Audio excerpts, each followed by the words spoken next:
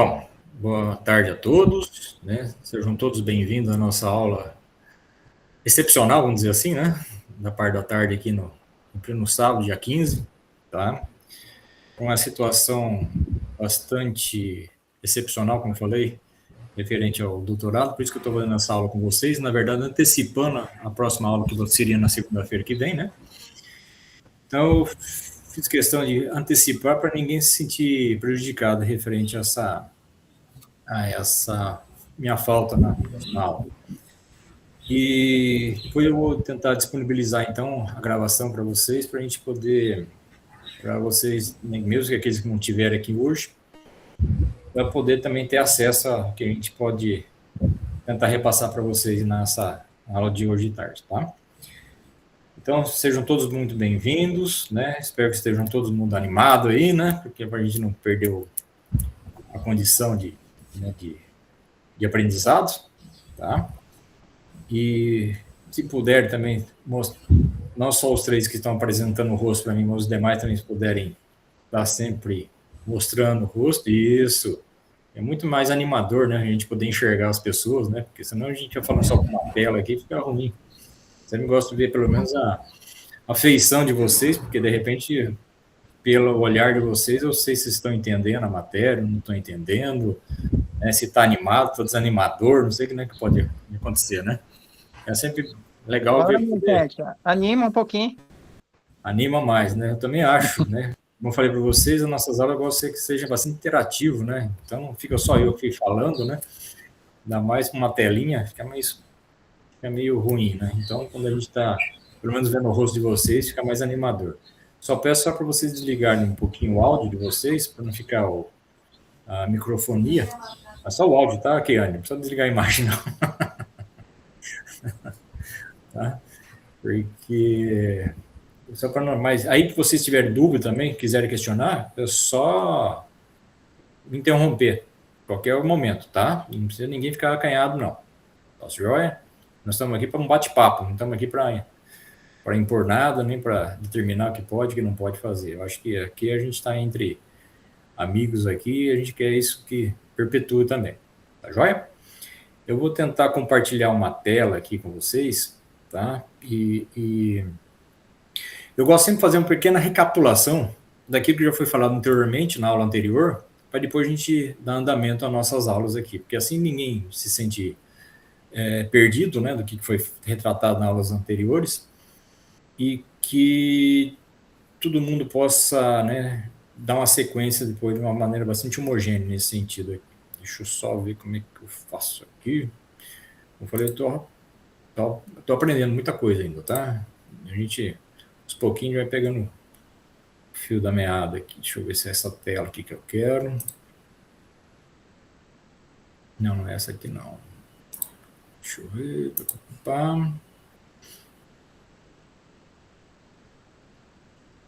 Não, não é essa aqui não. Peraí. Deixa eu acertar a tela aqui, senão eu não vou. Ah, tá. Já sei qual que é. Só um pouquinho.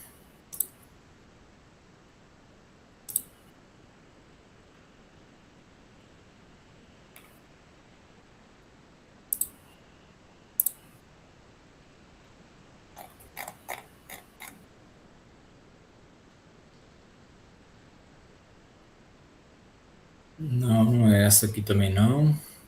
Peraí. Deixa eu apresentar outra coisa.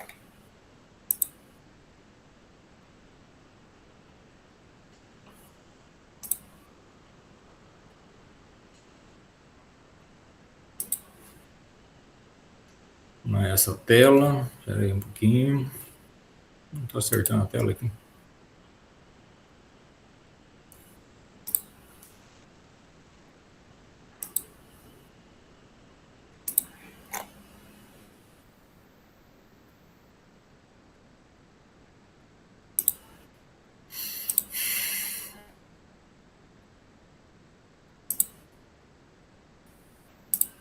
Esquece. Agora eu acertei.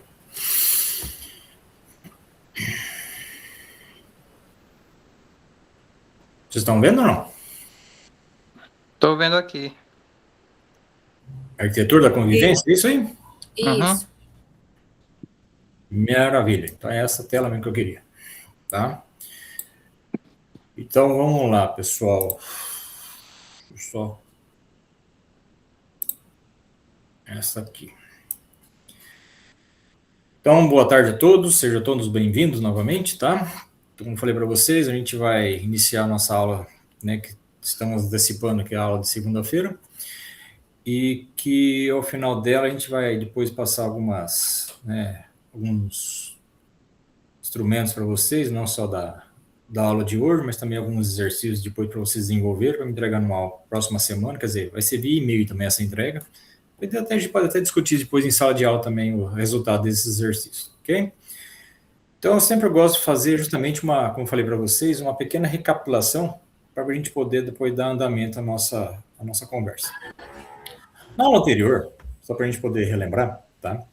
Eu tinha falado para vocês que o direito, né, é uma das ciências, né, que foi criada pelo próprio ser humano para tentar justamente o quê? Apaziguar as diferenças que podem existir nas relações entre as pessoas do modo geral, certo? E com a determinação, né, que foi feita através dessa ciência, né, chamada como ciência jurídica ou propriamente como direito, tá? Existem algumas determinações, né, que foram elaboradas por pessoas, né, por indivíduos que vieram estudar justamente essa composição dessa ciência, né, até chegar aos dias atuais que nós temos hoje como, né, como alicerce das nossas relações de aparar os conflitos das ações que nós temos um para com o outro indivíduo em si. Então, existe algumas, só para a gente entender o que eu estou falando, existem algumas determinações dadas por alguns doutrinadores, seja por Paulo Nader, João Batista Nunes Coelho, como vocês estão vendo na tela aí, e dá justamente essa conotação, né, de tentar parar justamente essas arestas de conflito que pode existir entre nós nesse caso. Está dizendo Paulo Nader, né, o direito está em função da vida social, ou seja, favorecer o amplo relacionamento, uma das bases da progressão da sociedade. Ou seja, promover os alicerces da convivência pacífica, manter a ordem e coordenar os interesses individuais e coletivos, como diz João Batista Nunes Coelho. Ou seja, ela existe para justamente dar uma coexistência pacífica, né, nas relações das pessoas no modo geral. Então, o direito é um instrumento de pacificação social imposto pela sociedade a si mesma. Então, ela foi criada pela sociedade, né, como falei para vocês, né, para tentar justamente a gente ter um convívio, né, de forma duradoura, né, pacificadora e harmoniosa entre nós no modo geral, tá certo? Então, essa é a primeira configuração do direito propriamente dito. E com o passar do tempo, né, foram surgindo então esses pensadores, né, indivíduos que fizeram justamente uma adentro do pensamento voltado à área jurídica para poder justamente elencar algumas teorias de formação dela. E dentro da formação, né, do direito em si, né, o próprio nome já disse para vocês, né, o que significa direito, tá? Ele vem de algumas particularidades, né, seja do latim, né, ou do próprio direito romano, né. Então, em direito, que significa o seguinte, né, ou seja, vem da palavra dirigere, directo, que significa assim, aquilo que é reto, né, aquilo que seria o correto dentro da formação humana em si. Ou seja, o direito ele busca sempre o quê? Um caminho não tortuoso, mas sim o quê? Um caminho de retidão, ou seja, buscar aquilo que seria o correto, né, o que seria o justo, ou seja, o que seria o ideal de justiça para cada um de nós. Então, ele vai designar justamente o quê? Uma orientação, né, como se fosse uma bússola, dizer o que é o certo, o que é o errado. Né? Então, seria uma orientação moral, né, uma bússola moral referente a isso. E a ciência do direito, né, a dogmática, a jurídica, diz justamente isso, né, que ele vai estudar, interpretar e sistematizar as normas voltadas dentro da área jurídica em si, ou seja, as normas do direito. Então, ele vai determinar as nossas regras de conduta frente às nossas ações, frente à sociedade a qual nós pertencemos nesse sentido. Tá? Então, algumas bases, né, algumas ações basilares, vamos dizer assim, que fazem parte desse conhecimento voltado à área em si. Então, o que o direito visa? Ele disciplina, fornece a visão ampla e necessária para navegar justamente o quê? O universo jurídico, sem esta base fragmentado e sem contexto. Ou seja, tem que ter um direito voltada à sua aplicação através das noções fundamentais e conceituais, voltada dentro da própria ciência, a compreensão de um fenômeno jurídico, né, que tem uma visão ampla do próprio sistema ao qual se dá essa composição dessa ciência também, né, e as normas, que dá através dos assuntos positivados, né, que se trata através da teoria do direito positivo, que nós vamos ver logo mais à frente. Então, ela vem de uma concepção, né, da sua formação teórica através do direito natural, né, que vai tratar justamente da natureza do direito, ou seja, através do justnaturalismo, que vai tratar justamente o quê? A alma dela, né, a essência do direito. O que, que é? É buscar aquilo que é justo, né, que é correto para cada um de nós. Então, ele é uma teoria atemporal, quer dizer, não existe uma limitação referente à sua condição, tá? Então, ela existe independentemente da vontade do Estado, né? Então, ela está acima disso tudo. Ou seja, aquilo que a gente tem no nosso imaginário, que é o ideal de justiça, né? Que cada um de nós tem uma concepção voltada a isso, tá? Então, essa concepção, né, apesar que todos nós pensamos de uma forma diferenciada pela própria formação que nós possuímos, né, pela nossa condição como seres humanos pensantes, diferenciados um do outro nesse sentido, mas nós temos uma questão que viabiliza justamente a forma de pensar que indica o que seria o justo, que é correto a cada um de nós.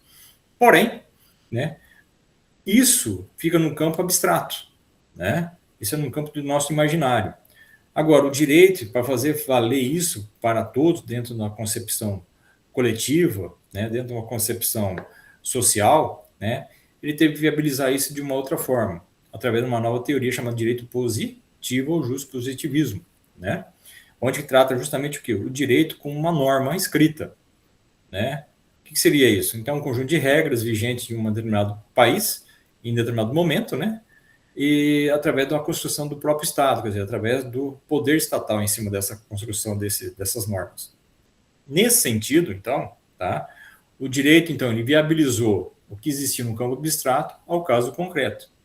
Mas vem aquela famosa indagação, eu já falei para vocês anteriormente. Será que realmente toda norma ela vai ser justa? Né? Será que toda norma vai ser, né, determinante para você falar que ela, né, vale realmente numa situação correta ou de uma forma totalmente viável para todos os indivíduos em si?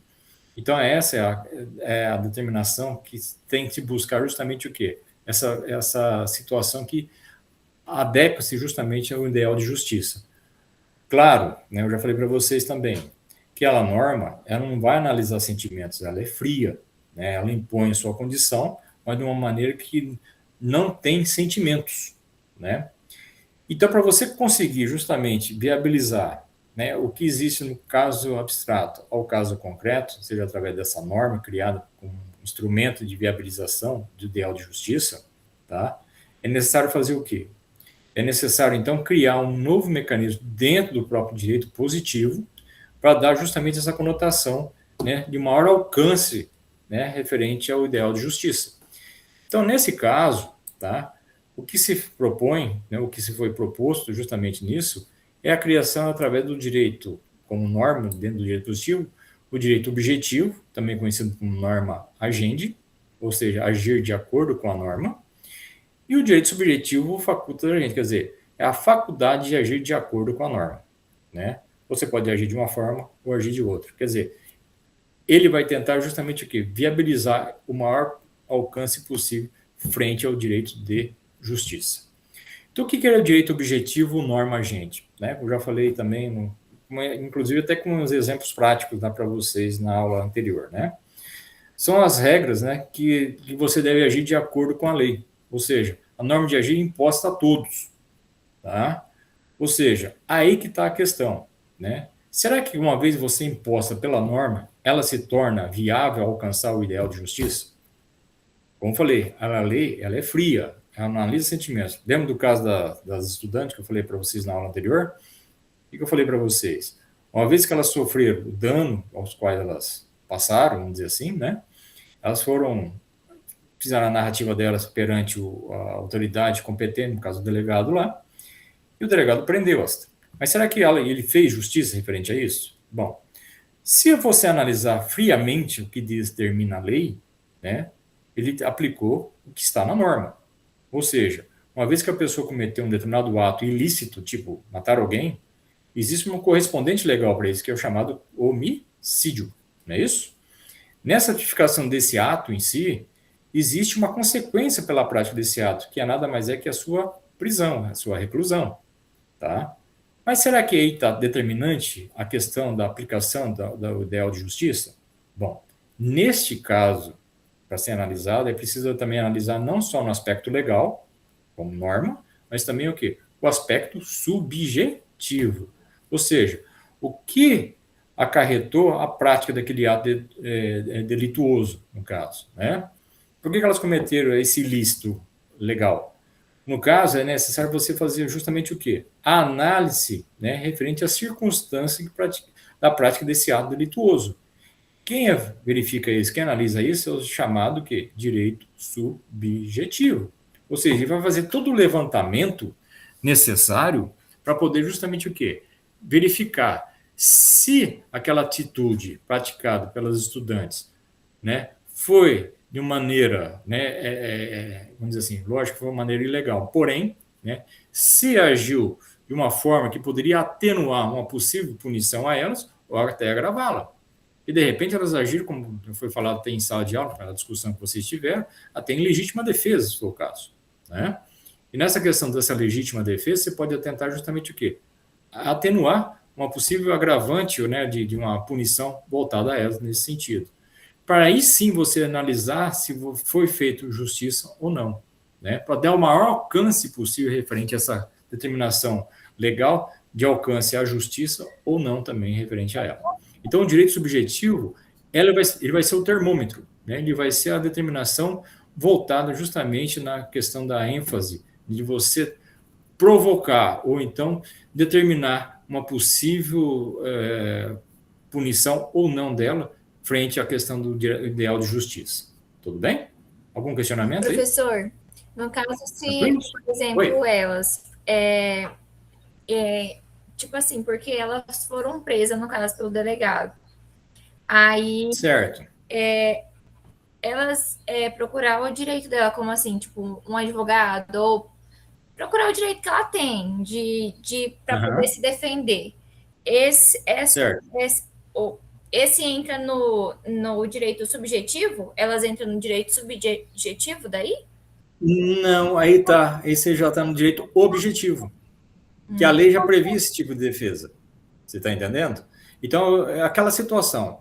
Existe uma condição prevista em lei, na verdade, porque muitas vezes você pode determinar o seguinte: como é que um advogado, vamos dizer assim, tem coragem ou então, né, se predispõe a defender, por exemplo, um assassino? Na verdade, muitas vezes a gente fica né, com essa indagação, né? Como é que o cara tem coragem, de repente, pegar um cara que é latrocida, né, algum indivíduo que tem uma fama totalmente descabida dentro de uma sociedade assim que... Não, como o cara tem coragem de defender determinado indivíduo, né? Não é assim que a gente observa muitas Professor, vezes? Oi. Sim. Então, as vítimas, assim, elas não podem, assim, elas têm o direito ainda de receber um advogado, alguma coisa? Então, é isso que eu quero dizer, né? Muitas vezes isso só pode ocorrer caso ele tenha uma defesa, que está uma previsão legal referente a isso. O cara só pode ser condenado se ele tiver a ampla defesa, alguém que vai lá e defendê-lo. Caso ele não tenha condições de arcar com a despesa de uma contratação de um advogado ou alguém do gênero, nesse sentido, o Estado tem a obrigação de apresentar justamente um defensor para ele. Caso contrário, ele não pode ser condenado. Você entendeu? Então, muitas vezes, né, a questão da defesa ou se dá através, lógico, da escolha da pessoa em si, ou então é imposta para a pessoa. Você está entendendo? Através do Estado nesse sentido, porque ninguém pode ser condenado sem a devida provisão legal. Um defensor público, ele pode se negar a defender alguma coisa assim ou não? Ele só vai poder se negar caso ele tenha alguma coisa próxima ao indivíduo, tipo um foro íntimo, próximo à situação. Tipo algum parentesco, alguma coisa assim? Aí que tá. Caso contrário, não, porque é o papel dele. Com ambos, né? Tanto com a, vamos dizer, com a vítima quanto com... Sim, isso. Ele não pode ter nenhuma relação próxima com nenhum dos dois. Mesmo assim, se ele souber que elas mataram assim a sangue frio, ele ainda vai ter que defender elas? Sim, e fazer o maior papel possível referente a isso ainda. Você está Tem que dar o entendendo? sangue, Não, é o papel. Ele brigando, sabendo que ela tá errada, mas tem que defender. Uma vez eu trabalhei com um advogado que ele falava que a pior raça que existe é do advogado. Aí é complicado, né? Né? É aquela situação, por mesmo que a sua mãe não acredite em você, o seu advogado acredita. É. E está ali para te Mas sei lá, defender. tem que acreditar. Tá Tem que recebendo acreditar. para isso. É essa a questão. Porque é o seguinte, é o papel. Então, isso já é uma situação já objetiva, já está determinada em lei. Tá? Independe da condição que a pessoa... Lógico, como eu falei, quando existe uma relação muito próxima, uma relação de foro íntimo, que nós chamamos, tá? Lógico que a pessoa pode se sentir impedida, ele pode pedir o seu impedimento, né? A sua presença nessa defesa. Você entendeu? Agora... Mas, professor, se o acusado for um serial killer, assim, ele cometeu vários crimes e o advogado assim, se recusar, não querer fazer isso, defender ele. Não, ele pode, como eu falei, né? O advogado ele não é obrigado, tá? Ele pode se excluir referente a isso, tá? Agora ele tem que apresentar uma justificativa, tá certo? Geralmente quando ele é contratado é mais tranquilo, tá? Ou mesmo que já tem percurso do processo, aí ele vai ter que pedir os seus ligamentos, mas ele vai ter que apresentar justamente uma justificativa plausível para poder sair dessa situação, né? Dessa representatividade perante o seu cliente, tá certo? E nesse caso, ou ele já determina quem pode substituí-lo, ele pode fazer até um subestabelecimento, nós chamamos, tá? Ou então, uma vez que ele se desliga, ou a pessoa contrata outra pessoa, ou então o Estado tem que fornecer um defensor para ele. Caso contrário, ele não pode ficar sem a defesa, porque sem defesa, ele não tem direito de ser, vamos dizer, apenado, nós chamamos. Ô, professor, mas o acusado ele pode se negar a ter uma defesa? Não. Ele pode até se negar, mas o Estado vai fornecer de qualquer forma. Você entendeu? Independente da pessoa, ele vai ser conduzido a um defensor, independente dele. Então, no caso, mesmo que ele faça desse jeito, não quero alguém me defender, um defensor público, não tem como, não tem essa opção. Não tem. Se todos se negarem, assim, tipo, até o defensor público, de se negar, dar uma justificativa por isso, se for o capeta. O defensor nunca vai poder se negar. Entendi. É o papel dele, ele é contratado para isso. Então, deve ter que defender até o Satanás. A dúvida do colega me despertou uma dúvida. Existem casos que algum indivíduo ele pede para fazer a própria defesa, certo? Pode. Mas aí tem que ter legitimidade para isso. Ou ele é de ser advogado ou não tem como. Tem que ter o bichão para fazer isso. Não, ele tem que ter justamente, né, uma questão de legitimidade da lei para poder fazer sua autodefesa. No caso, o próprio advogado. Daí, nesse caso, ele pode, caso seja um advogado que está nessa situação de um tribunal, né? Então ele tem esse direito de não... Ele tem esse prerrogativo. Mas é muito pouco usual que isso aconteça também, que muitas vezes também não é pertinente, porque ele pode estar envolvido em outras situações emocionalmente falando, né? E às vezes se perder também na própria defesa nesse sentido. Quando uma pessoa está alheio a isso, quer dizer, não é ele o vinculado ao problema, né? Ele só está lá por causa da profissão em si, ele consegue ter mais razão do que a emoção. É mais fácil fazer essa autodefesa, vamos dizer assim. Né? Quando uma pessoa está propriamente envolvida com isso, é mais complicado. Ô, professor, já teve algum caso, tipo, o acusado está chantageando o advogado dele? Acusado? Uhum. Tipo, você vai me defender sim. Não, aí que tá. Se o cara também se sentir pressionado referente a isso, ele pode entrar também com uma denúncia contra a pessoa também nesse sentido também, né?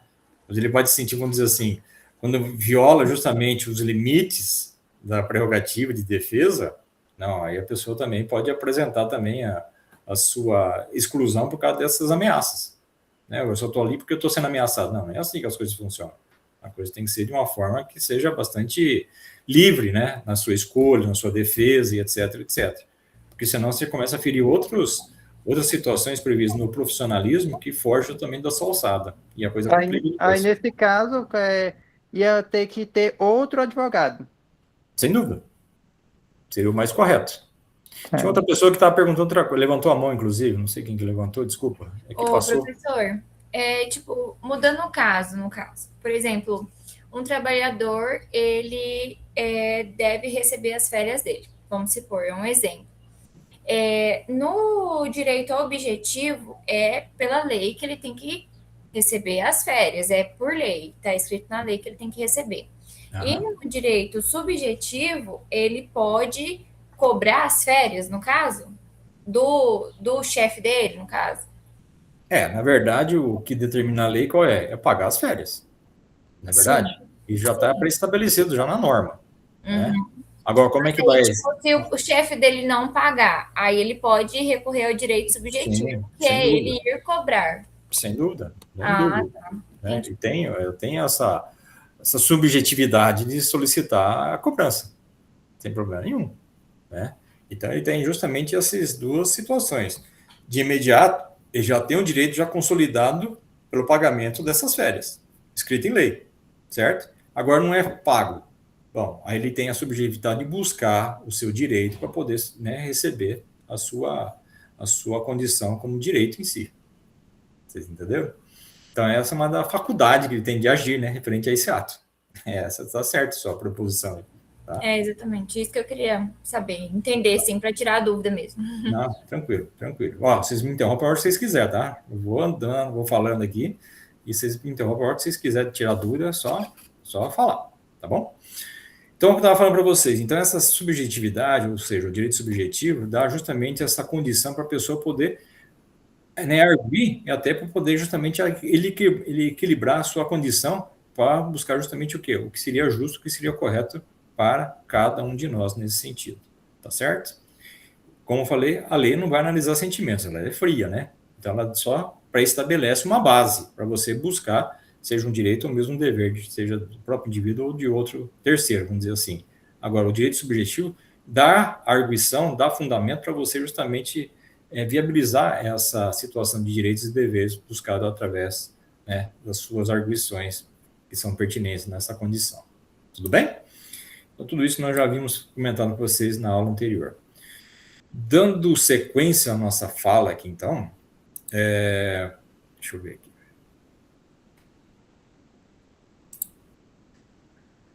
Existe, então, algumas alicerces que são fundamentais para o funcionamento dessa ciência jurídica chamado direito, tá?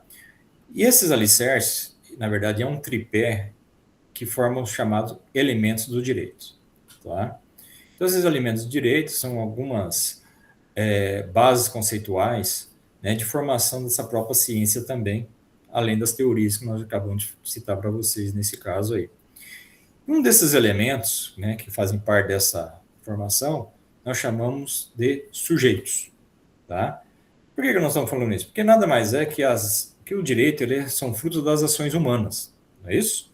São fruto das ações provocadas pelos indivíduos, no modo geral. E esses indivíduos, ou sujeitos, podem se dividir em dois gêneros, tá? Aliás, duas espécies, desculpa.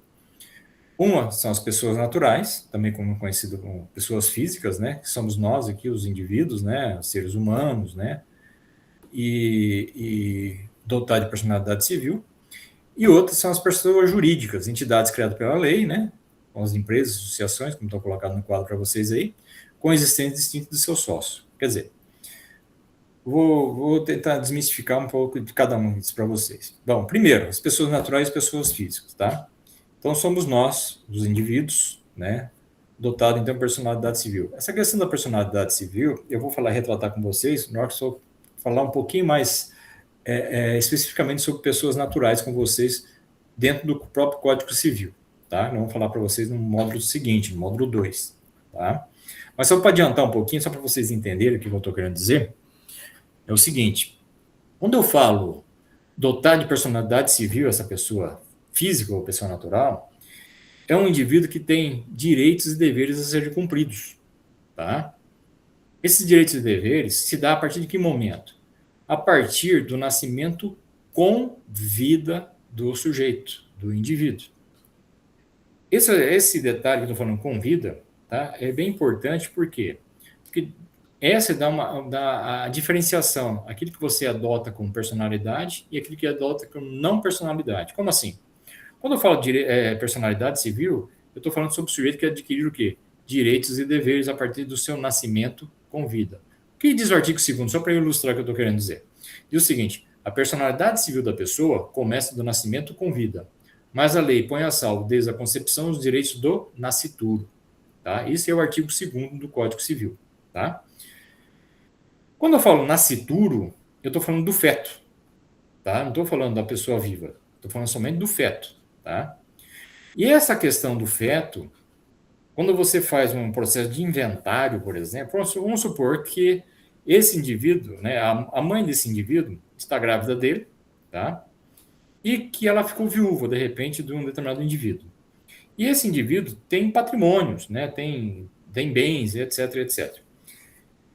Esse patrimônio poderá passar para esse indivíduo automaticamente, caso ele venha a nascer com vida, porque se ele nascer morto, tipo um natimorto, nós chamamos, tá?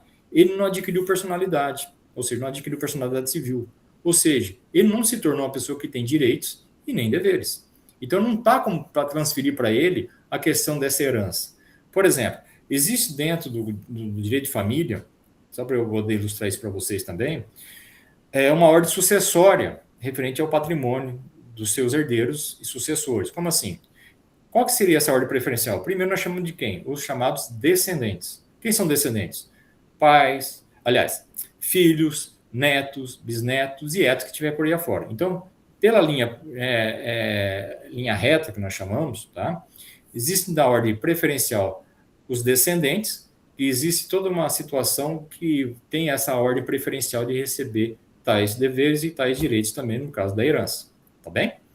Agora, caso não haja herdeiro, ou seja, não tem um descendente da linhagem direta, nesse caso, passa a quem?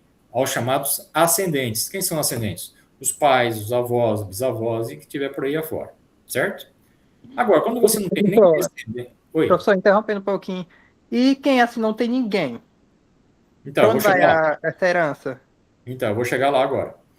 Então, primeiro, descendentes. Não havendo descendente? Ascendentes. Não havendo ascendentes, nós chamamos de chamados colaterais. Quem são colaterais? Os irmãos, os primos, os tios, os sobrinhos, tá? Por exemplo, nesse sentido. Agora não tem nem descendente, nem ascendente e nem colaterais. Vai para quem? Aí quem assume, sabe quem é? É o teu sócio eterno chamado governo. O governo vai pegar tudo. Entenderam agora a situação? Tem alguém que nunca te larga a tua mão, é o chamado governo, certo? Então o governo vai arrebanhar todo esse patrimônio para ele. Eles adorando ver uma pessoa que não tem ninguém, que não tenha ninguém. É aí que tá. Se o cara tiver patrimônio, então é uma maravilha. É o sonho deles. Vai ter o governo, tá? Então essa é a primeira situação. Pode falar. Isso é algo difícil de acontecer? Oi? Isso é algo difícil de acontecer? As situações? Peraí, Luiz, fala então, eu não ouvi direito. Essas situações são difíceis de acontecer?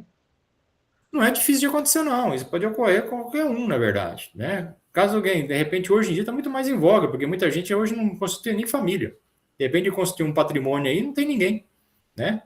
Aí ele pode fazer uma doação? Pode, sem problema nenhum, né? Ele só acha que ele vai criar um atestado. Não, ele tem que fazer algo por escrito, registrado em cartório, toda essa situação. Agora, se não tiver ninguém, não fez nada disso, o governo vai evitar de ir para o governo, ele faz isso. Ele tem que deixar como se fosse um inventário? Pode deixar como inventário. Ele vai deixar justamente isso por escrito, né? Sem problema nenhum. Inclusive, eu vi uma notícia que está acontecendo um caso muito parecido aqui em Canderá, de um idoso que faleceu. E aí está sendo publicado, não tem parentes próximos, não tem informação de quem são os parentes, então a prefeitura abriu o prazo para as pessoas, daí vai publicar no edital para as pessoas verem, né, e se manifestarem. Aí, caso não aconteça, aí o governo fica com os bens, vai para a prefeitura. Uma coisa assim. É isso aí, essa é a questão. Recente. Aí se chegar alguém dizendo, eu sou parente, eles vão fazer exame, essas Vai coisas? ter que fazer a comprovação. Esse indivíduo vai ter que comprovar. O indivíduo tem que comprovar. Você entendeu? Não adianta você alegar por alegar. Você tem que comprovar.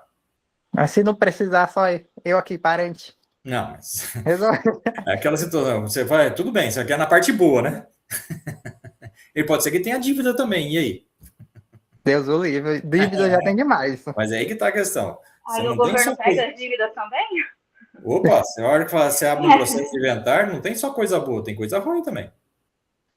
Você entendeu? Então, Aí você não encontra ninguém, a prefeitura paga as dívidas Então- do sujeito? É, isso aí. Então, mas é aí que está a questão. De repente você tem uma questão tributária a ser resolvida.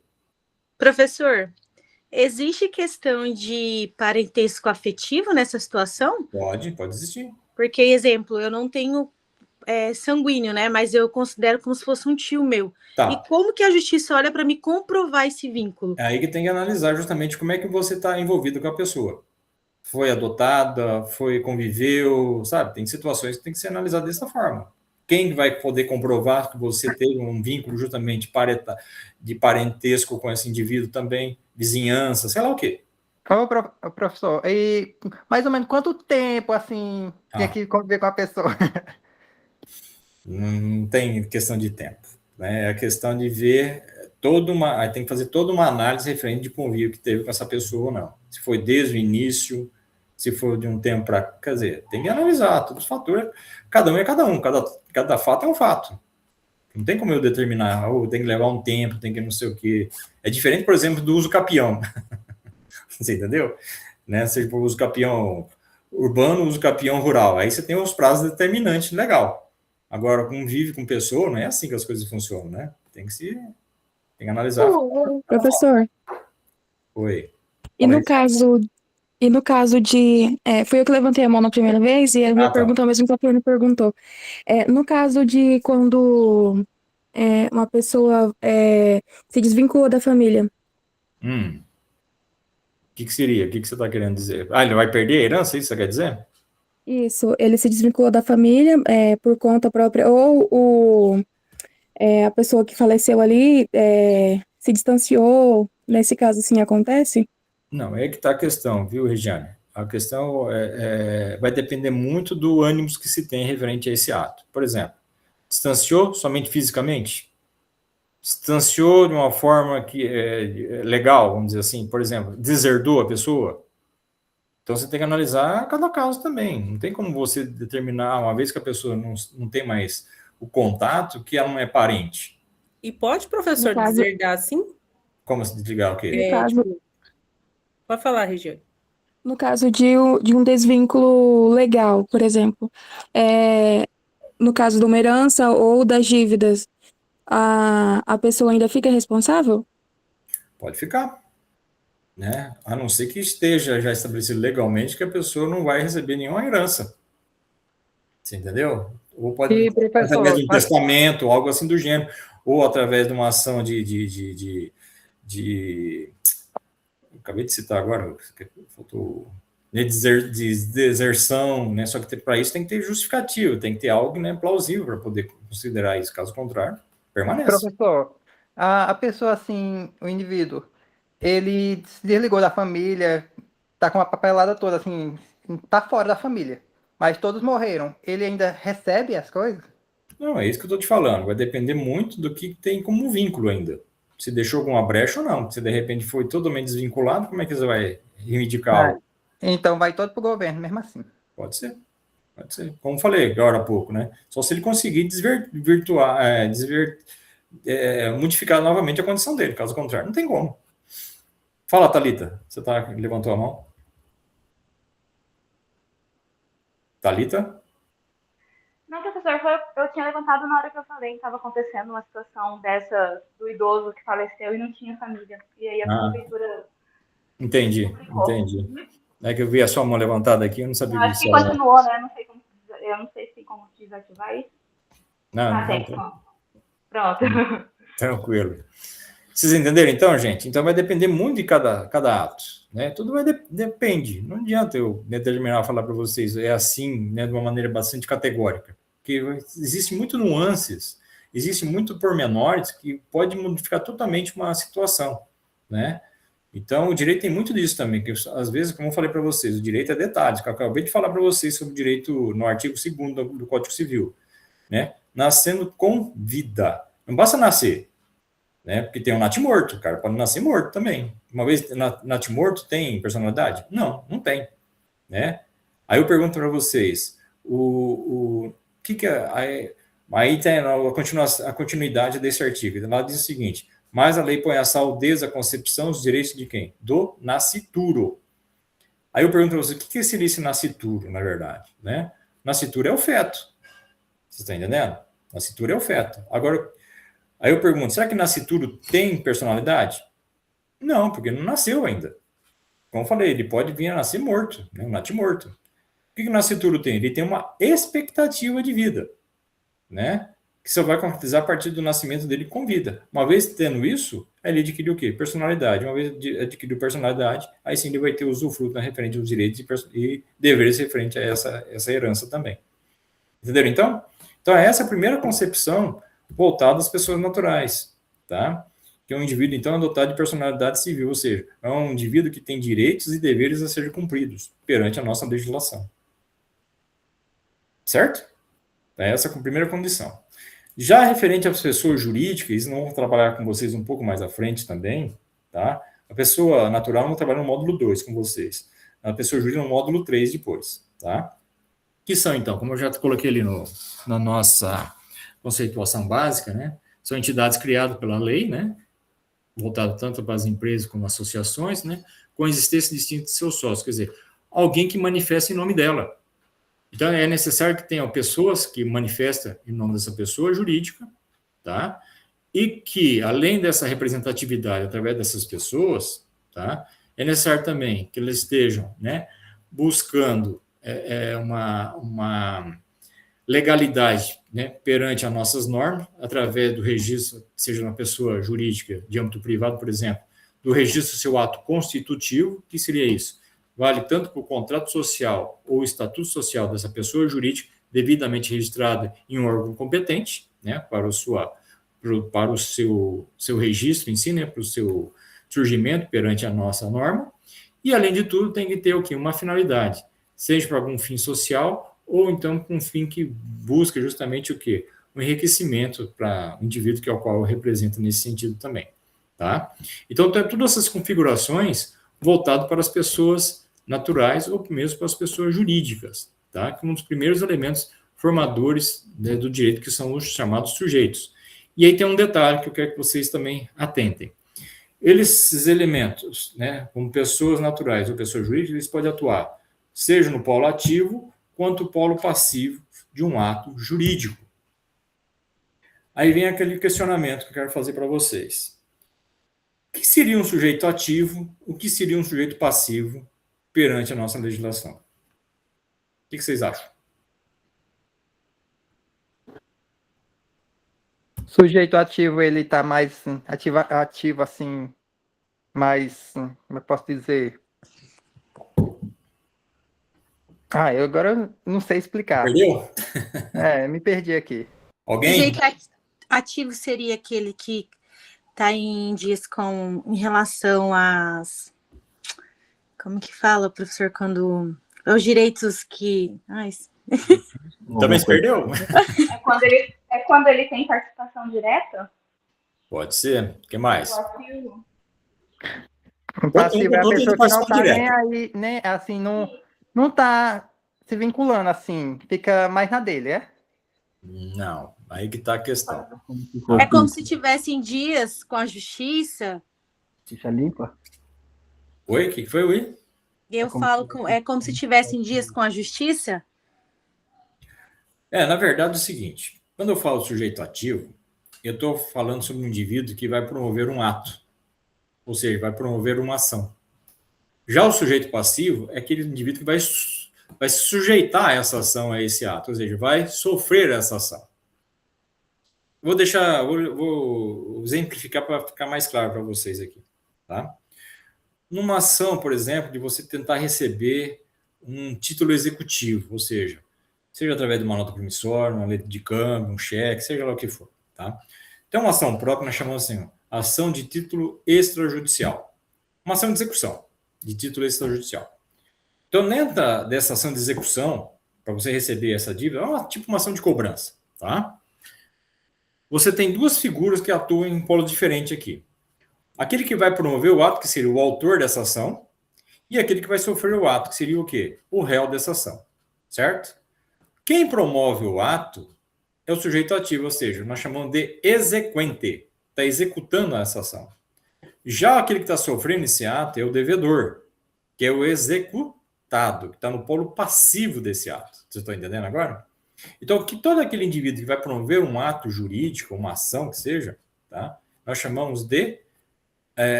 sujeito ativo, tá? No caso, está no polo ativo dessa, está promovendo esse ato, dessa execução em si, essa ação. Já aquele que está sofrendo essa ação, né, que é o devedor, que eu acabei de citar para vocês, é o sujeito passivo, está sofrendo o ato em si. Então, tanto as pessoas naturais quanto as pessoas jurídicas, eles podem atuar tanto no polo ativo quanto no polo passivo dessa ação, né, que está sendo promovida. Ou seja, pode ser o sujeito ativo quanto o sujeito passivo de um ato jurídico. Deixei claro isso para vocês, então? Então, sujeito ativo é todo aquele indivíduo que vai promover uma ação. Vai promover justamente o quê? Né? Um ato jurídico. Sujeito passivo é aquele que vai sofrer essa ação, ou seja, vai sofrer esse ato jurídico, que é o sujeito passivo. Então, eles podem atuar tanto no polo ativo quanto no polo passivo de um ato jurídico em si. Deixei claro isso para vocês, então? Então, lá, interação. Sujeitos podem ser ativos, quem exige o direito, ou passivos, quem tem o dever de cumprir também. Tá certo? Está no quadro de vocês aí. Alguma dúvida, gente? Tranquilos? Quem tiver pode manifestar. De boa? Podemos seguir? Então, esses são os primeiros elementos do direito. Então, são os sujeitos, tá certo? Seja a pessoa natural, seja a pessoa jurídica. Fala, Neiliane. Pode falar. Professor, o senhor falou que o sujeito ativo é o sujeito exequente? No título extrajudicial, que eu acabei de citar. Estou dando como exemplo só. Tá? E o sujeito passivo, como se chama daí? Executado.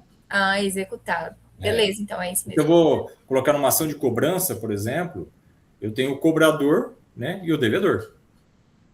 Não é isso? Então, vai depender muito do termo que está utilizado para o tipo de ação que está sendo colocado também.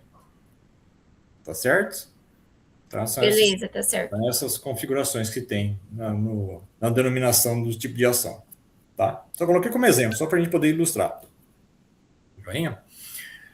Bom, além dos sujeitos, nós temos um outro elemento que faz parte desse contexto, são os chamados objetos. Tá? São os objetos aí. Agora, o que são objetos? Tá? Diz o seguinte, objeto é quando o indivíduo impõe sua vontade sobre determinados bens. E esses bens, ou seja, os seus domínios sobre determinados bens. E esses bens podem se configurar em duas espécies também. Seja conhecido como os bens corpóreos, quanto os bens incorpóreos. Tá? O que são bens corpóreos ou bens incorpóreos? Bom, bens corpóreos, para vocês entenderem, como está lá, são os bens materiais. Ou seja, nós chamamos também bens tangíveis ou então palpáveis. São aqueles bens que apresentam o quê? Materialidade referente ao quê? O seu estado físico, ou seja, apresentam matéria. Tem existência física, né, referente à nossa percepção.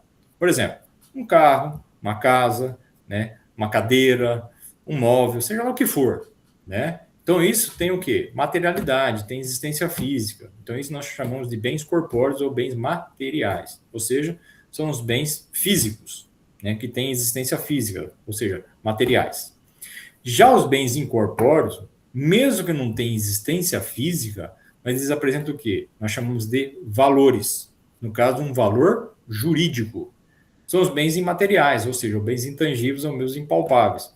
Por exemplo, uma marca, uma patente, um símbolo, uma imagem, né? Então, por exemplo, o nome da pessoa também é conhecido como bens incorpóreos, ou seja, um bem material. Porque uma vez que a pessoa sofre algum dano referente ao seu nome, né, alguém começa a criar uma certa animosidade contra o nome da pessoa, né, a pessoa passa por uma situação vexatória pelo nome que ele possui, ou então alguém cria uma situação que cria uma situação que denigre o nome da que a pessoa possui, ou a própria imagem dessa pessoa também, isso pode reverter a pessoa que está sofrendo esse dano, né, uma ação, seja através do quê? Da reparação desse dano através de danos materiais ou danos morais, nesse caso. Por quê? O nome e a imagem dessa pessoa tem que ser o quê? Devidamente respeitado. Vocês estão entendendo? Então, isso também faz parte justamente dos bens, né, incorpóreos. Né? Uma vez que você foi mal atendido numa loja, por exemplo, isso não lhe dá o direito de você sair denigrindo o nome dessa loja. Vocês têm os meios legais, né, via judiciário, vamos dizer assim, para pleitear alguma forma indenizatória. Agora, se você começa a colocar o nome dessa empresa, né, dessa loja, seja lá o que for, né, nos meios sociais, começa a denigrir, sem a devida amparo legal, de repente, você pode ter até o direito, mas a conduta que você está colocando, de repente, isso pode reverter contra vocês mesmos, porque você está ferindo justamente o quê? Né? O valor jurídico desse patrimônio dessa empresa, que é o seu quê? O seu nome e sua imagem. Estão percebendo, então? Então, tudo isso, né, faz parte justamente o quê? De um bem incorpóreo, ou seja, um bem imaterial, impalpável mesmo, né, intangível nesse sentido, tá?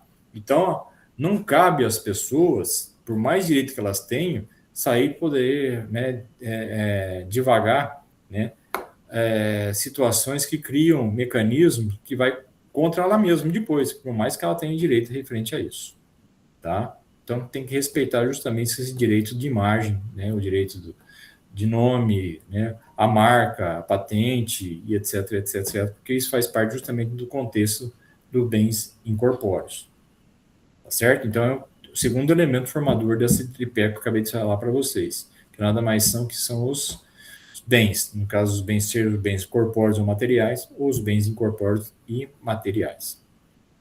Tudo bem aí, galera? Posso seguir? Tudo bem, professor. Beleza. Professor, Oi. João Lucas. No caso, como criptomoedas, eles se incorporam como bens incorpóreos ou corpóreos por ser uma fonte monetária de dinheiro? Pois é. Nesse caso aí, né, mesmo que ele não seja físico, podemos dizer assim, né, mas ele apresenta outro valor também, né? O valor monetário, inclusive, não é isso? Uhum. Então, nesse caso, ele pode ser considerado até como bem incorpóreo também, né? Porque mesmo sendo digital. Por ser digital, mas digital, né? Então, nesse caso, especificamente, ele apresenta já um valor que já é bastante palpável nesse sentido também, apesar que você não consegue, vamos dizer assim, ter a materialidade física dela, mas ela apresenta também um valor nesse sentido também de constar como um valor absoluto referente à sua valorização nesse sentido. Beleza? Então, seria a mesma coisa para ações que você investe, alguma coisa assim, né? Mais ou menos nesse sentido. Entendo. Beleza? Beleza. E, por fim, né, referente à questão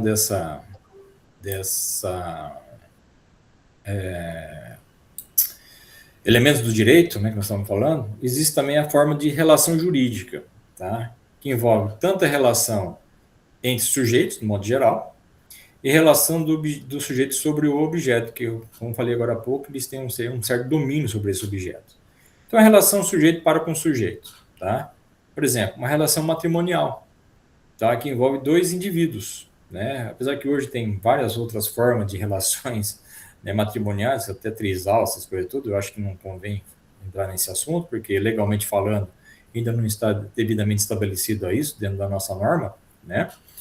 Mas a relação entre sujeitos, né, a relação entre dois indivíduos que tem uma relação conjugal, vamos dizer assim, tá? É uma relação de vínculo, né, que está justamente envolvendo o sujeito do modo geral.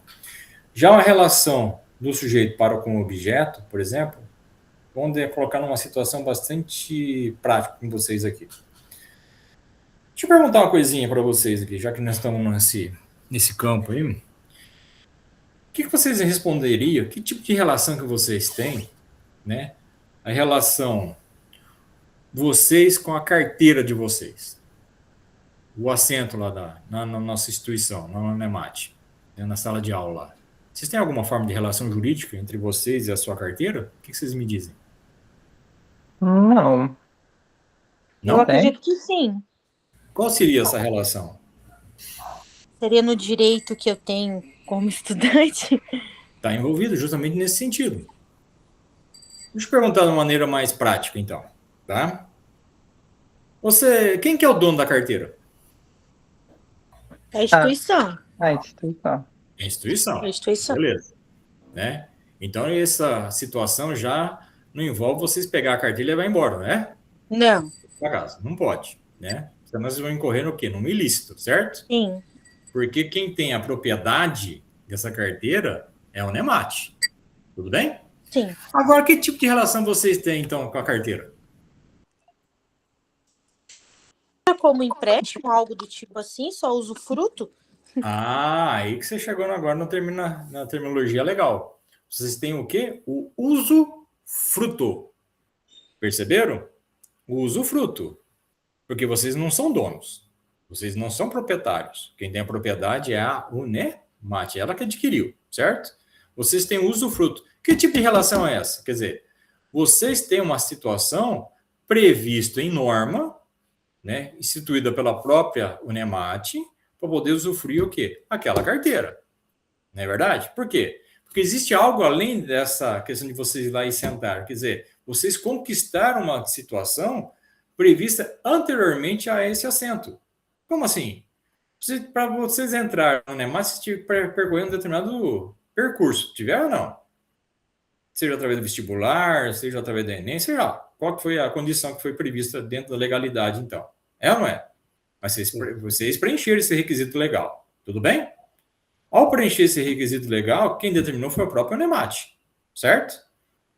Então, para vocês adentrar lá na sala de aula e poder estar sentado àquela carteira, a relação veio antes ainda. Quer dizer, existe toda uma situação já prevista dentro da legalidade para vocês poderem ir lá sentar. E nesse caso, você adquiriu o quê? O uso fruto daquela carteira. Quer dizer, vocês são usuários daquela carteira. Perceberam isso, então? Então, na condição da relação sujeito e objeto, nesse caso, é uma relação de usufrutuário, usufruto. Entenderam, então, essa situação? Né? Diferente de outros casos, por exemplo, a pessoa que vai, por exemplo, e toma posse de um terreno. Tá? Aquele terreno que o cara tomou posse, pode ser através do quê? De uma compra e venda. Então, ele vai adquirir justamente o quê? A propriedade depois. É ou não é? Através da transcrição de uma escritura. Ou ele pode tomar somente a posse, porque ainda, de repente, aquele imóvel que tomou posse não tem escritura. Então, ele vai permanecer sob determinado período lá, de repente, para ter justamente o quê? O uso capião, de repente. Uma outra formalidade, outra questão formal dada pela lei para poder justificar o quê? Ocupar aquele espaço que ela se encontra. Entenderam? Então, cada situação vai ter uma forma de relação jurídica prevista para aquele ato previsto na relação sujeito para com o objeto. Então, a relação que vocês têm, propriamente dita, do indivíduo, vocês, como estudantes, para aquela carteira, é de apenas usufrutuário. Porém, para você ter esse usufruto, você tiver que preencher todo o requisito legal para poder estar ali. Caso contrário, não poderia estar também. Professor, no caso de imóvel, né? Quando a gente tem um tempo que a gente tenha aluguéis, vamos dizer assim, né? Ele não entra como usufruto, porque o usufruto eu não tenho direito de posse, né? Eu só tenho direito como estudante, igual na universidade. Sim. No caso de aluguéis, ele não se julga como usufruto, né? Porque depois de um tempo eu posso requerer direito daquele imóvel como meu. Não. Não é que você vai ter o direito como imóvel como seu. Na verdade, você tem uma ordem preferencial depois de poder adquirir aquele imóvel. Uma vez que você tem um aluguel, existe um proprietário. Não é verdade? No caso, eu acho que você só pode adquirir pelo uso campeão se você não paga aluguel, não tem nenhum custo com o imóvel. Não é isso também. Está errado. Né, esse pensamento aí. Seria Uso capião, Demorou quando vários você... tempos, demorou muito tempo, tipo, no Piauí, eles dão muitas casas pro povo morar. Tipo, ele só vai morar lá. Tipo, só cuida. Depois de um tempo, ele pode usar o uso campeão. Então, aí que tá. Existem situações que são diferenciadas nesse caso aí. Vamos falar primeiro do aluguel, que ela estava comentando agora há pouco, né?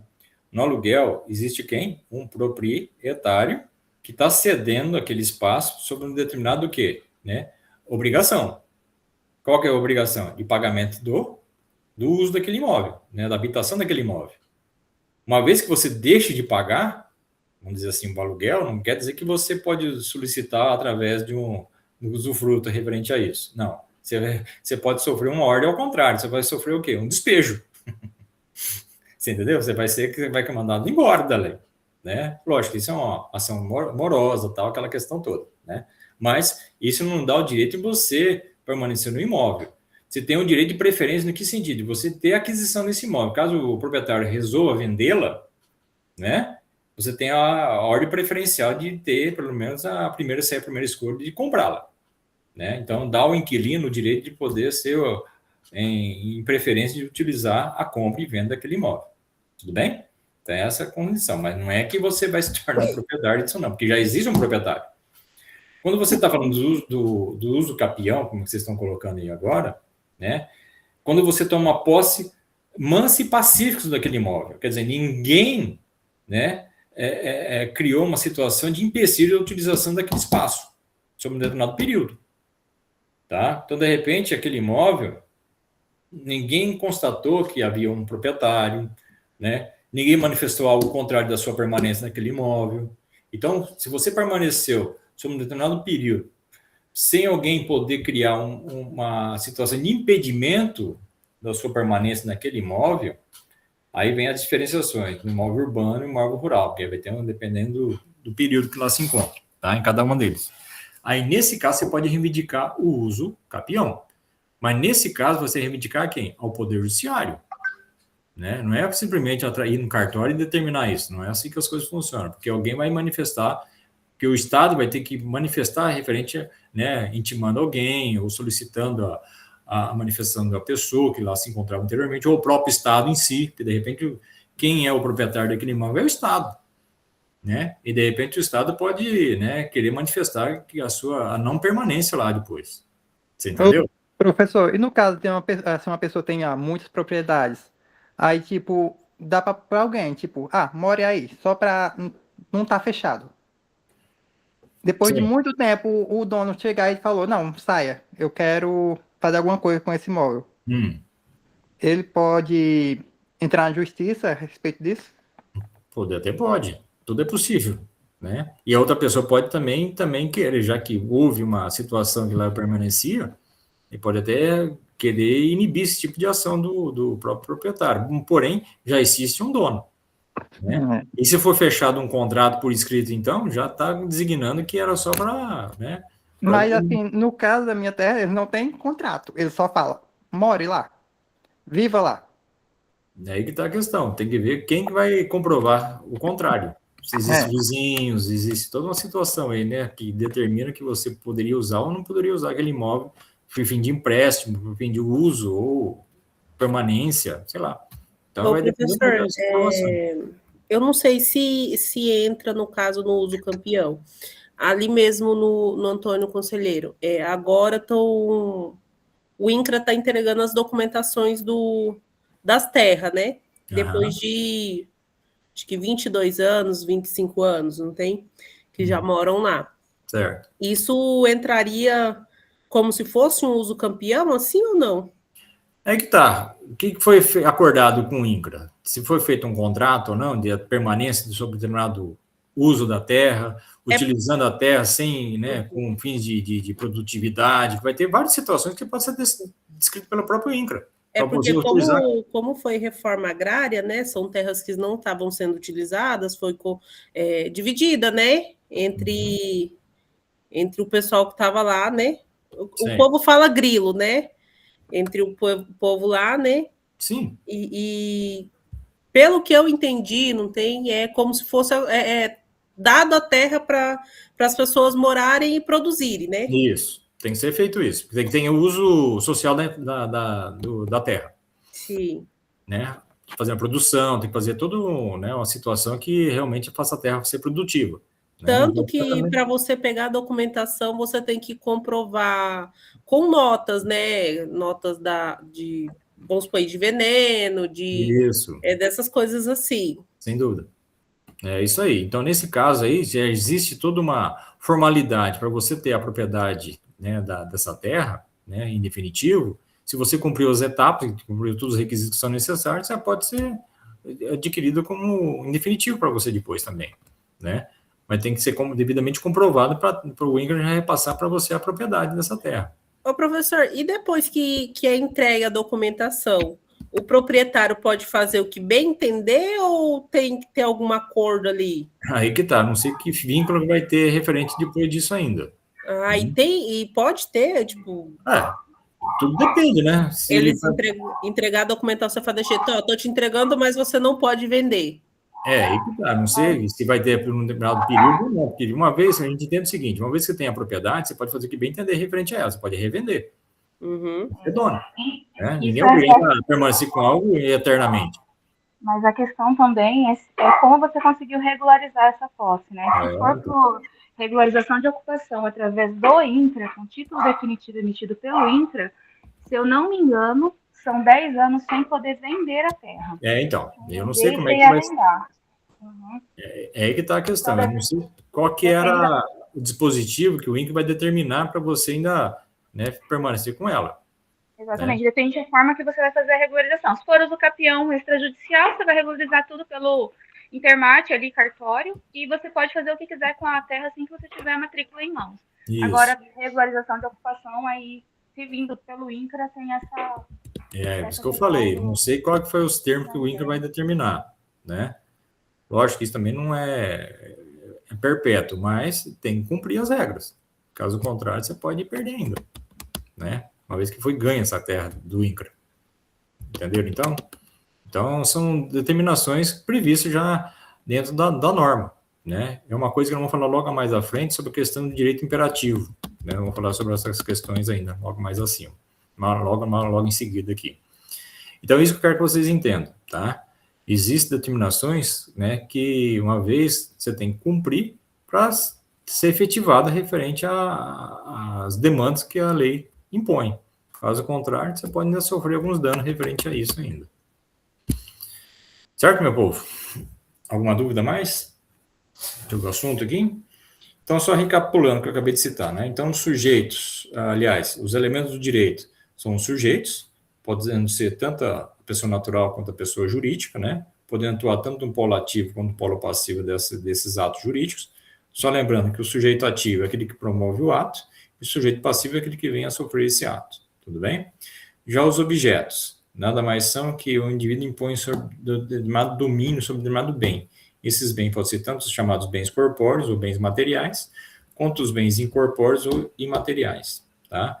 Bens incorpóreos e materiais, só para frisar, mesmo que não tenha existência física, mas ele apresenta o quê? Valor jurídico, ok? E, por fim, as formas de relação jurídica, né, que vai a relação entre o sujeito, de modo geral, e a relação do sujeito sobre o objeto. Tudo bem? Então, esse é o tripé da formação desses elementos jurídicos aí. Dúvidas? Seguimos? Beleza. Então, vamos lá.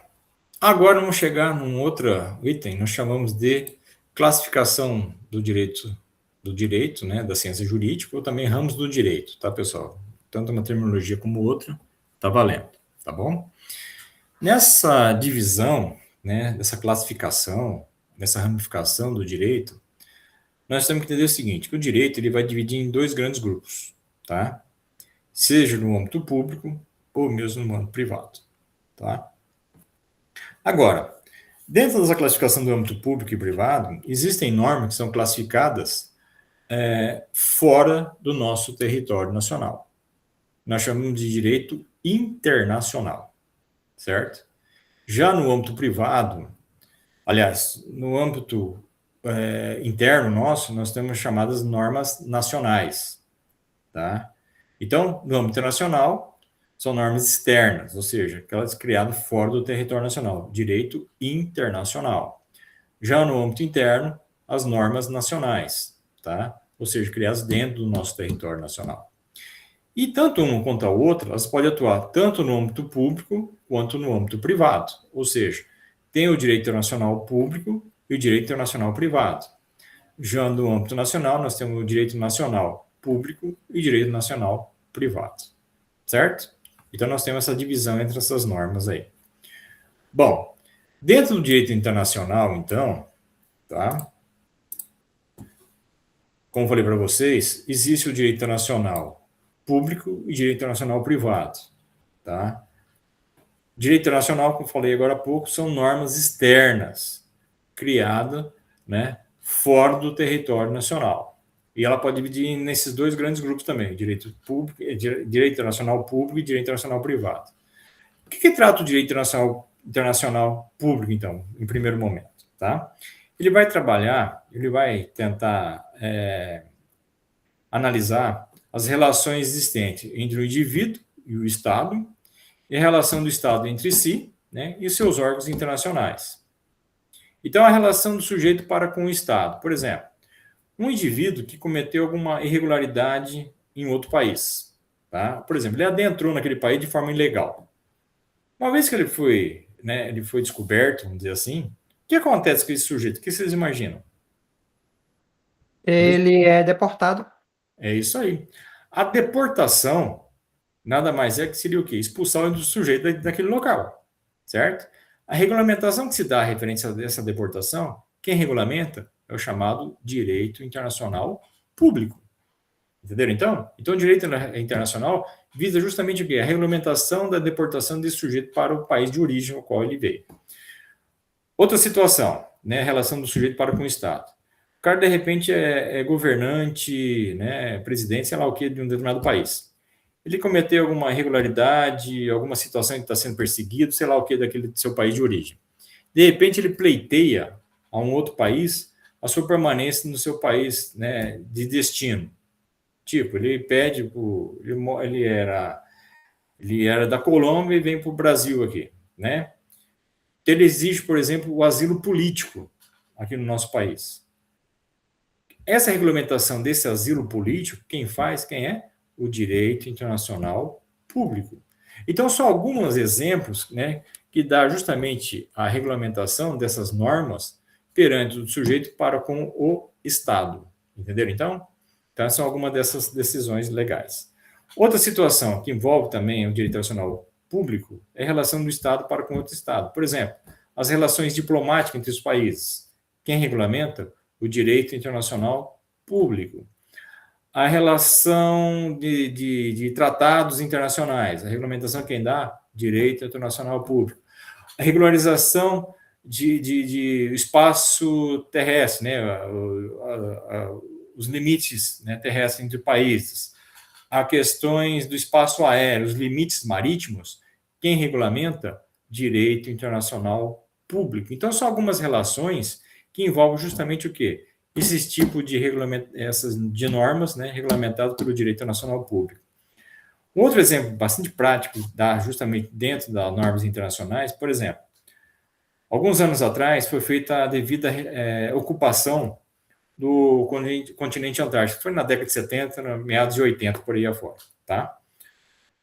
Foi criado todo um tratado internacional para aqueles países que tivessem interesse em fazer a devida ocupação do continente antártico, né, que se dá através dessas normas internacionais. Por exemplo, para você poder ocupar o continente antártico, estava lá regulamentado que não poderia haver o quê? Exploração econômica dentro desse continente. Só poderia haver para fim de pesquisas, né, para fins de educação, sei lá o que foi, né, a forma de educação, a forma ocupacional frente ao continente antártico. Inclusive, o Brasil faz parte desses tratados também.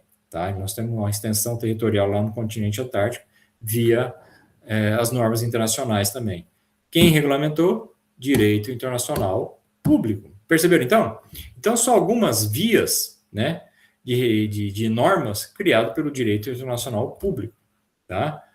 A ONU, EA, a OTAN, né, esses órgãos internacionais, também são regulamentados pelo direito internacional público também. Então, são algumas características que envolvem essas normas internacionais, ou seja, são normas externas, de caráter externo, que visam justamente o quê?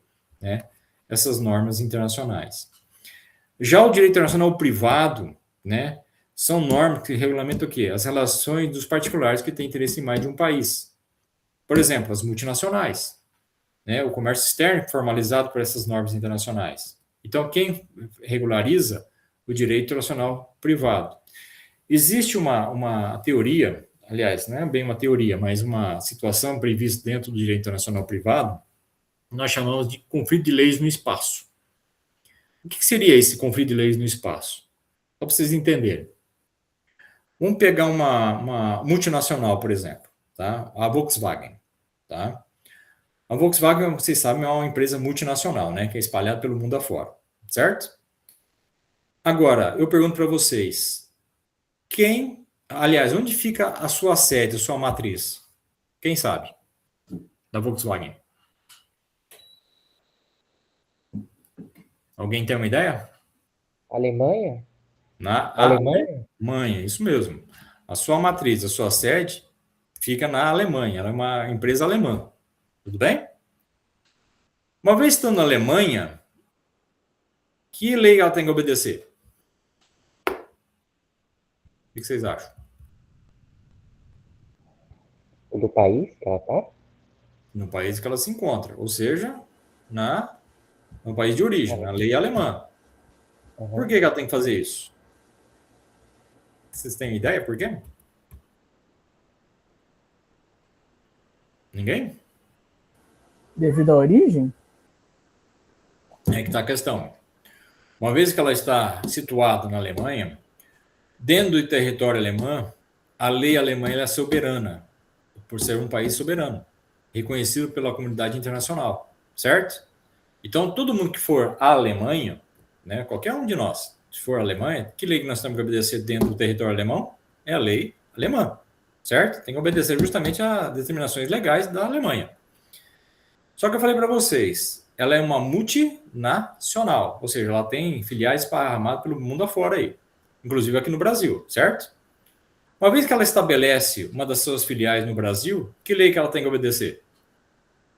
A lei brasileira? A lei brasileira. Por quê? Porque ela está no território brasileiro? E justamente, uma vez tendo no nosso território, nossa lei ela se torna o quê? Soberana. Respeita-se. Não é isso? Todo mundo que vem para cá não tem que respeitar a lei brasileira? Porque uma vez dentro do nosso território, a lei nossa se torna o quê? Soberana. É a nossa soberania. Tudo bem? Isso vale para qualquer país reconhecido mundialmente, certo? Então, nesse caso, eu tenho uma empresa alemã, né, que dentro da sua matriz pertence, né, à sociedade alemã, né, no país alemão, só que ela estabelece seus vínculos em outros países por aí afora através das suas filiais. Uma vez estando no país no qual ela se posicionou, tipo no Brasil, ela tem que respeitar a lei brasileira, porque aqui no nosso país a nossa lei se torna soberana pela comunidade internacional. Tudo bem? Só que pode existir um probleminha também, tá? Isso não é como regra, isso é como exceção. Em que sentido? Tá? Só para vocês entenderem. Vamos supor que essa empresa, ela foi construída lá na Alemanha, e um dos seus funcionários, ou parte da sua equipe, foi contratado na Alemanha, mas ela veio se estabelecer aqui no Brasil, certo? Por exemplo, vínculo empregatício, por exemplo, né? O vínculo empregatício dela está estabelecido lá na Alemanha, mas ele veio aqui para o Brasil porque o cara conhece sobre a tecnologia, sobre as demandas, né, da empresa, aquela coisa toda, né? E vem ao Brasil.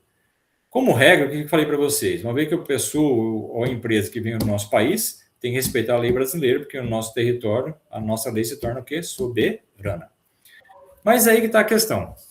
Muitas vezes pode haver o quê? Um conflito de leis no espaço, nesse sentido. O espaço eu falo assim, entre territórios, a lei alemã do lei brasileira, tá? O que acontece nesse caso? Vamos supor que é interessante que essa empresa esteja aqui no nosso país, por quê? Ela vai dar, né, a maior ênfase à tecnologia, empregabilidade, quer dizer, desenvolvimento de toda uma região nossa aqui, né? E, por acaso, algumas situações que pode haver o quê? Situações conflituosas entre a lei alemã com a lei brasileira. E aí, como é que que determina essa regulamentação? O que dá mais ênfase para ter justamente um acordo entre essas duas legislações em si? Nesse caso, como essa legislação ela é de âmbito privado, pode existir uma certa flexibilidade da norma. Como assim? A lei se torna mais flexível.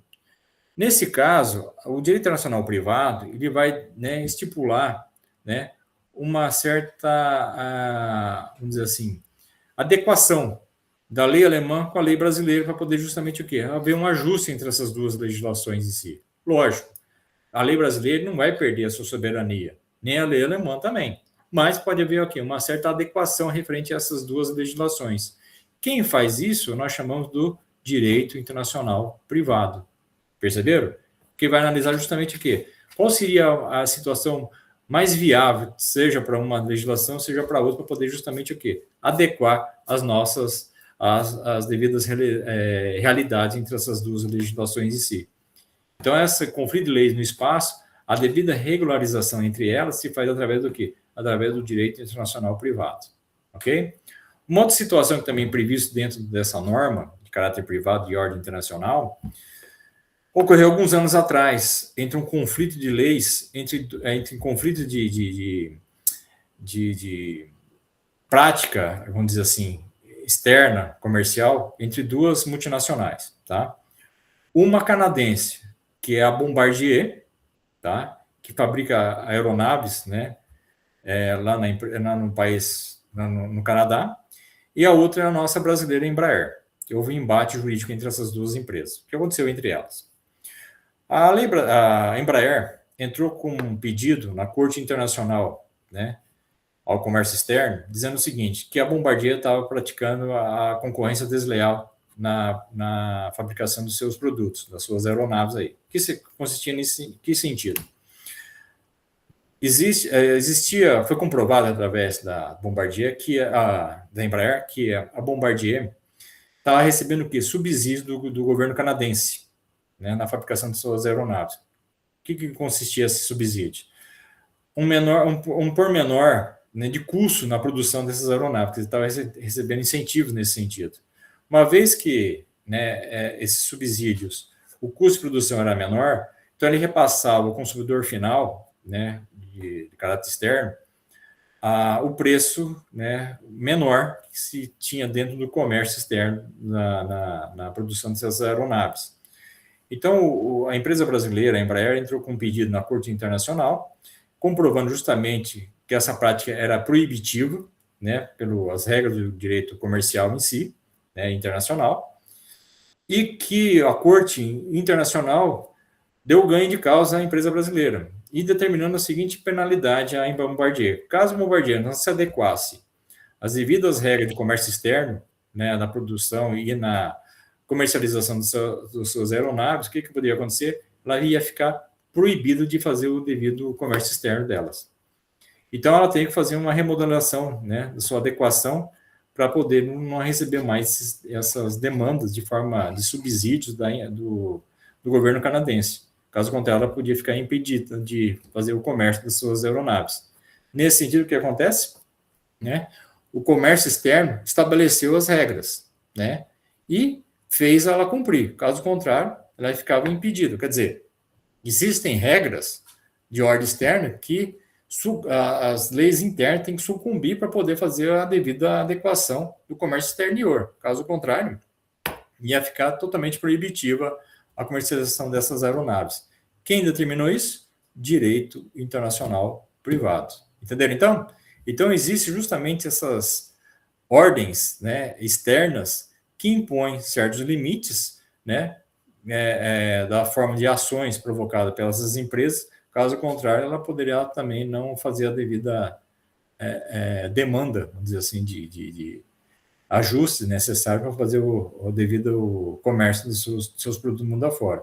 Isso vale em qualquer área também. Por exemplo, nós temos frigoríficos que exportam para fora aqui também, se não tiver adequadamente para o comércio externo, vai ficar totalmente, né, inviável a sua comercialização. Entenderam, então? Quem faz isso? Direito internacional privado. Certinho? Então, são algumas situações previstas dentro dessas normas, certo?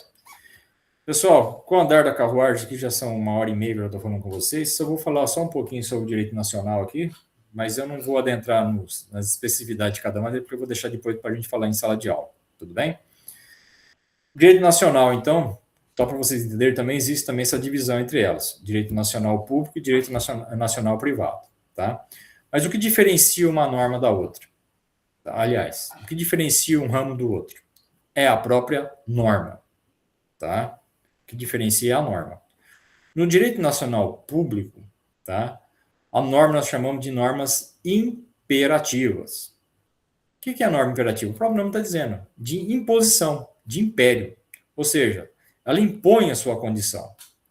Já as normas nacional privado, nós chamamos de normas supletivas, ou seja, são normas mais flexíveis referentes às suas imposições. Como assim? Como é que isso funciona? Imagina o seguinte, num contrato, tá? Quero frisar nesse sentido. No contrato, vamos falar no âmbito privado, tá? Só para vocês entenderem. Num contrato comum, vamos supor, num contrato de compra e venda, tá? Eu tenho a figura do comprador, eu vou ter a figura do vendedor. Tudo bem? Nessas duas figuras, as duas partes podem o quê? Manifestar seu ato de vontade, ou seja, pode transigir. O comprador pode manifestar o que bem entender referente a esse contrato, quer dizer, o que mais lhe interessa.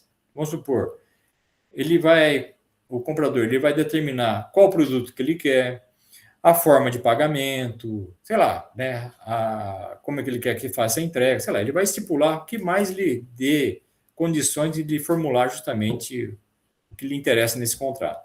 Da mesma forma, o vendedor.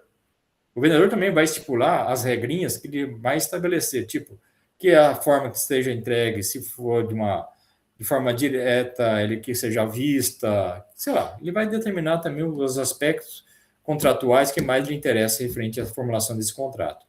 Tanto que esse contrato depois vai ter uma característica que envolve todo e qualquer contrato, nesse sentido, que nós chamamos da bilateralidade do contrato. Ou seja, as duas partes vão transigir, ou seja, as duas partes vão manifestar seu ato de vontade frente a esse contrato privado, de compra e venda. Entenderam, então? Então, a bilateralidade dá essa flexibilidade entre os dois indivíduos, tanto do comprador quanto do vendedor. Tá? Ele manifesta seu ato de vontade referente a eles.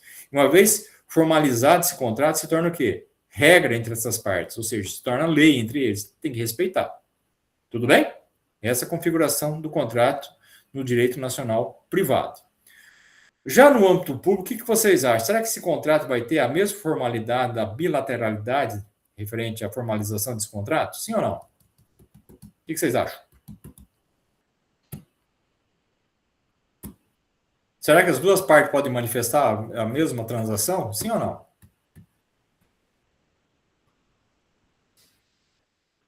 Alguém acha ao contrário ou não? Ou ele vai ter outro perfil? O que vocês acham? Eu falei que no contrato no âmbito privado ele é bilateral. E no âmbito público, o que ele vai ser? Será que as duas partes vão transigir? Eu acho que é só unilateral. É aí que está a questão. Quem seria o indivíduo que vai impor a condição? O órgão. É isso aí. Ele só vai pro aquilo que convém ele, né? É aí que está a questão. Quem determina as regras não são as duas partes, somente uma delas. Quem é? É o poder público. Quer ver um exemplo? Contrato de licitação. Eu trabalho com isso, professor. Então a gente vê muito isso aí. É aí que está a questão. No contrato de licitação, quem que impõe as regras? O órgão. O órgão, o poder público. Não é isso? É o governo. Sim. É o Estado. Então, é o governo, através da representatividade do órgão em si, né, que vai impor as regras. Quer dizer, no contrato de licitação, ou você sucumbe a essas regras, ou você está fora. Não é verdade? O contrato, nesse caso, não é bilateral, e sim o quê? Unilateral. Porque somente uma das partes impõe sua vontade, que é o Estado. No entanto, você tem que seguir as diretrizes deles e as regras, senão você sofre penalidade, você é desclassificado, você é punido em não participar de futuras licitações. Então, é assim, você quer participar, essa é a minha regra. Se você não cumprir ela, eu ainda vou te punir. É isso aí, né? Ainda mais nessas reformas tributárias que está tendo na vida aí, né? A gente vai ver muita coisa que vai ser modificada, caso você também não se adequar a essas novas mudanças, não é verdade? Então é essa a condição, porque o poder público impõe a vontade, ele impõe as regras. Tanto que a gente tem um termo jurídico que impõe assim, no âmbito público, deve ser assim seguido. Quer dizer, a imposição do Estado, a força do Estado sobre você. Já no âmbito privado, não. Pode ser assim seguida. Existe uma certa flexibilidade, uma certa faculdade à determinação imposta pelo poder público nesse caso. Entenderam, então? Professor, em concurso também tem essa validade? Sem dúvida nenhuma. Sem dúvida nenhuma. Ainda mais em concurso público. Isso, aham. Ou você está adequado àquele certame, daquele concurso, porque as regras estão onde? Está no edital. Não é isso? O edital vai dar todo o parâmetro para você seguir. Se você falhar com algum requisito que está no edital, você está fora. É essa a questão, porque quem determinou o edital foi o órgão público. Então, é o Estado novamente impondo as regras. Entenderam? Então, E as regras não é só na participação, né? A regra, ela é um contexto, né? Porque mesmo depois que você participa, você tem que seguir a regra em si deles, né? Sim, claro, né? Como é que você tem a efetividade de um concurso? Não é que você passou o concurso e você já está devidamente já adequado e efetivo. É isso. Existe toda uma situação que tem que ser analisada posterior ainda. Uma situação bem provável que está prevista nessa efetividade, qual é? O exame probatório. Quer dizer, você está sob análise por 2 anos, no mínimo, referente a isso ainda. Não é verdade? Então, se você fizer alguma irregularidade ou não cumprir determinada situação prevista durante esses 2 anos, você é mandado embora. Né? E sem falar alguma outra situação, né? Como previsão de multa, né? Dano, sei lá o que pode sofrer em referente a isso. Algo bem interessante em relação ao nosso título de eleitor, né? Quando a gente não está em regularização com a justiça, você é punido de N coisas, né? Uma não é participar de eleição, participar de concurso, até da universidade em si, né? Porque já está na regra do órgão público essa determinação da regularidade dentro né, através do documento do eleitor, e assim vai por diante, né? Então, essas são as demandas impostas pelo Estado. Então, no Estado, deve ser assim seguido, uma imposição. Por isso que eu falei, norma imperativa, de imposição à regra. Já no âmbito privado, não. Pode ser assim seguido. Então, existe uma certa flexibilidade referente às suas determinações legais nesse sentido. Tudo bem? Então, são algumas situações que a gente tem que depois analisar com mais calma depois, para a gente poder discutir, seja o direito público ou seja o direito privado nesse sentido. Então, quem determina é a própria norma. Certo? A norma que faz a diferenciação, seja de uma área ou seja de outra, nesse sentido. Entenderam, meu povo? Alguma dúvida? Certo, professor. Tudo tranquilos? Estender um pouquinho mais, mas acho que valeu a pena, né? Então, no final aqui ainda, depois eu vou passar a gravação para vocês, tá? Depois alguns trabalhinhos para vocês desenvolver para entregar na próxima semana para mim. Tudo bem? Aí vocês vão mandar por e-mail, tudo bonitinho, depois eu escrevo lá o que vocês têm que fazer. Tudo bem? Tudo certo. Beleza. Beleza. Alguém quer comentar alguma coisa? Tá tudo certo? Esses slides vão ficar por níveis no Siga depois? Sim, vou postar no Siga, tudo certinho. O trabalho também, né? Trabalho também. Tranquilo. Tá bom? Pessoal, quero agradecer a presença de vocês, tá? Espero que a gente tenha grande valia essa da nossa... Só lembrando que nós estamos só adiantando a aula da semana que vem, tá? Então, não vou poder estar presente pessoalmente com vocês, mas a gente já está antecipando para vocês não ficarem prejudicados aí. Ô, professor, só uma pergunta. Como está adiantando a aula da semana que vem? Então, no caso, semana que vem nós só temos as 2 primeiras aulas? Então, vocês vão ter só... Mas vou lançar esse conteúdo na aula da segunda-feira, tá? Sim. Mas eu não vou estar lá presente nas 2 últimas com vocês. Então, no caso, as 2 últimas aulas nós estamos liberados? Estão liberados. Da minha aula, sim. Tá bom? Só vou lançar depois no CIGA, que essa aula está correspondendo na aula de segunda-feira. Tá bom? Ok.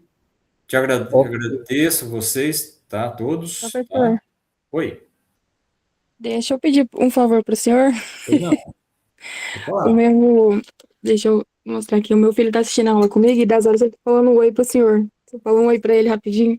Fala, Davi. Oi! Qual é o nome dele, Jane? Davi. Oi, Davi, tudo bom com você? Eu sou o professor da tua mãe, ó. Tudo bom? Fala, obrigada. De Obrigada, professor. nada. Então ele assistiu a aula junto, então? Sim, assistiu. Aí das horas ele tá falando aqui, oi, quando alguém falava alguma coisa, ele já falava, oi, oi. Ah, é?